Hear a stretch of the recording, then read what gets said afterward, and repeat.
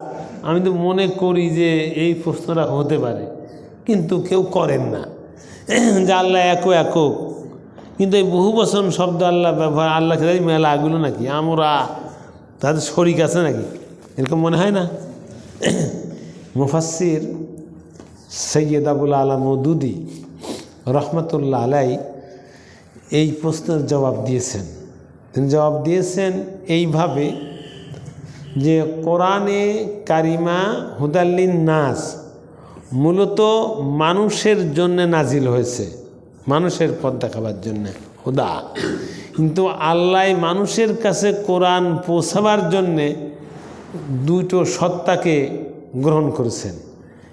এক জিবরাইল আলাইহিস সালাম, আর দুই হচ্ছে আল্লাহর নবীজি। তাহলে মানুষের কাছে কোরআন পৌঁছাতে গিয়ে আমরা না বলে আমি বলা কি যুক্তিযুক্ত হতো? হতো না। এলা এক।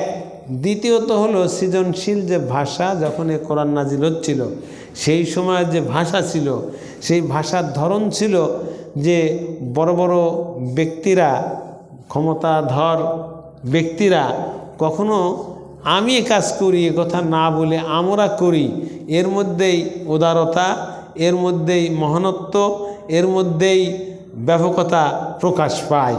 তা আল্লাহ রাব্বুল আলামিন আমি না বলে আমরা বলে একটা ব্যাপকতা, সৌন্দর্য, সাহিত্যিক যে মান তখন ছিল সেই মানের সৌন্দর্যই এখানে প্রকাশ করছে।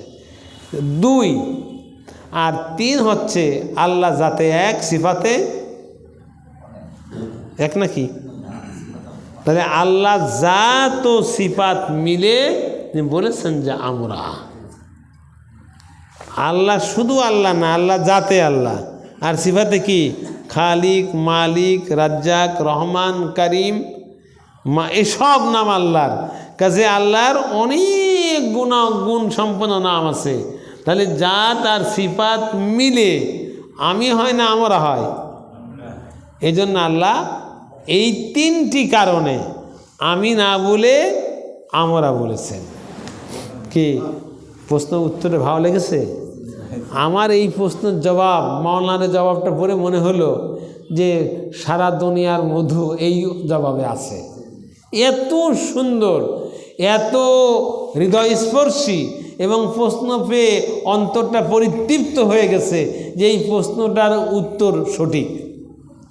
আল্লাহ যেহেতু বারবার আমরা বলেছে ইন্না আনজালনাহু ফি লাইলাতুল কদর, ইন্না নিশ্চয় আমরা, আনজালনাহু তা নাজিল করেছি, ফি মানে মধ্যে, লাইল মানে রাত, কাদর মানে কদরের রাতে আমরা তা কোরআন নাজিল করি। এখানে আমরা বলেছি আল্লাহ বারবার।